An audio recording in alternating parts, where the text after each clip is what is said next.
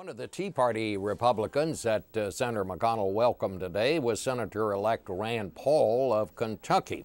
Well, CBS News' Christine Delargy spoke with Dr. Paul after an appearance yesterday on Face the Nation. Here's a little of that. The main thing I hear from voters in Kentucky is they're concerned about the economy, they're concerned about unemployment, and they're also concerned how big government has grown. And I see the two as being interconnected because I think there are two pies or two pools of money. One is the government and one is the private sector.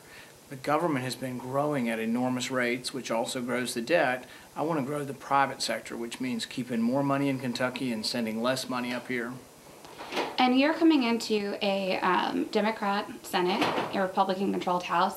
How do you think that that's going to fare for any kind of legislative achievements in the next couple of years? I actually am a fan of divided government. I think divided government means more debate. I think debate is healthy. When one side has a vast majority, then nobody debates. You hear one side, and I think that's what the federal takeover of healthcare was. One side got it, and one side got everything they wanted. And so I think you need to have debate, and debate is healthy. Debate does slow down the process some, but I think it's good for people to read the bills. I think it's good for the public to know what's in the bills, have a big public discussion before we vote on important pieces of legislation. So then are you looking forward to working with President Obama? Well, I think it'll be interesting, and I've told people I'd love to meet him, and my kids would like to meet his kids, that kind of thing, and to show that on a human level, I think we can interact and get along across party aisles somewhat, and that maybe once in a while we might find that the other side has an idea that we are interested in, or vice versa. So I think it would be helpful to have more communication. One of the biggest issues of these midterm elections is the economy, obviously. We have the Debt Commission just came out with a couple of recommendations for where to cut government spending. Where do you think the president and Capitol Hill should focus on to cut government spending?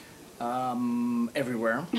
I think that really the compromise is that many conservatives say, oh, we'll cut domestic spending, but we won't touch military spending. And then some liberals will say, oh, we'll cut military spending, but not domestic spending. Really, you have to look all across the board at everything. And then ultimately, you have to somehow figure out how to reform entitlements. Entitlements is about half of the budget. If you take that away and say, oh, we're never going to do anything to that, it consumes everything. Within a few years, Medicare, Social Security, and Medicaid will consume the entire budget. Then there'll be nothing left. I mean, zero left for anything else unless we reform the system. And that means some tough choices. We're all living longer. It probably is going to mean that ultimately we have to take Social Security and Medicare at a later age. Now, it's a bitter pill, and I tell people, you know what?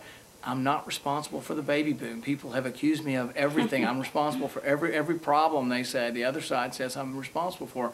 But I didn't create the baby boom. But we have all these people retiring.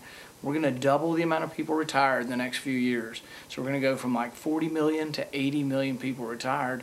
And you have to figure out how to pay for it. So all I'm saying is let's have an adult conversation. Let's be honest about it. Figure out how we pay for it. And because we're living longer, we're going to have to change some of the rules gradually. And, of course, that's Dr. Rand Paul, an ophthalmologist, Tea Party favorite, the newly elected senator from Kentucky.